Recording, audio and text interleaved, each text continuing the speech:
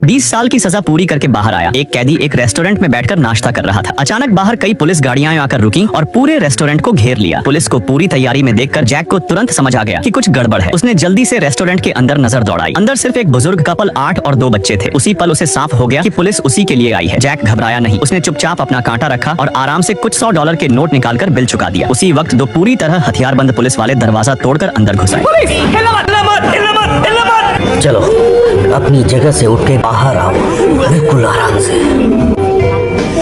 चलो अब उठो। लेकिन उन्हें नहीं पता था कि जैक एक रिटायर्ड जनरल रह चुका है और इन 2 अफसरों से निपटना उसके लिए कोई बड़ी बात नहीं थी। लेकिन जैक ने कुछ किया नहीं। उसने चुपचाप हाथ ऊपर कर दिए और गिरफ्तारी में पूरा सहयोग किया। उसे डर नहीं लग रहा था। असल बात ये थी कि वो इस छोटे से शहर में नया था और हालात समझना चाहता था। इसलिए उसने पहले जानकारी इकट्ठा करने का फैसला किया। पुलिस स्टेशन पहुंचने पर ऑफिसर केली ने उसे एक फॉर्म दिया और पर्सनल डिटेल्स पूछी। लेकिन जैक खामोश रहा और बस पुलिस स्टेशन की हर छोटी बड़ी चीज को ध्यान से देखता रहा। उसका ये रवैया चीफ एलन को गुस्सा दिला गया। उसने तुरंत ऑन ऑर्डर दिया कि जैक को डिटेंशन रूम में डाल दिया जाए। उसी वक्त डिटेक्टिव यैक्स बीच में आ गया। वो जैक को मीटिंग रूम में ले गया और गिरफ्तारी की वजह समझाई। पिछली रात शहर में एक बेहद बेरहम मर्डर हुआ था। पीड़ित को सिर के पीछे से 9 mm की 2 गोलियां मारी गई थी। मौत कंफर्म होने के बाद भी कातिल ने 2 घंटे तक बॉडी पर हमला किया और आखिर में उसे कार्डबोर्ड से ढक दिया। और आज सुबह एक गवाह ने जैक को क्राइम सीन के पास देखा था। इस वजह से जैक सस्पेक्ट बन गया था। पूरी कहानी सुनने के बाद जैक, जो अब तक चुप था, आखिरकार बोला, क्योंकि मैंने किसी को नहीं मारा, कम से कम हाल ही में तो नहीं, इस शहर में तो बिल्कुल नहीं। यैक्स की बातों से उसने कई डिटेल्स खुद ही जोड़ ली। 3 लोगों ने इस आदमी को मारा है। समझाओ मुझे।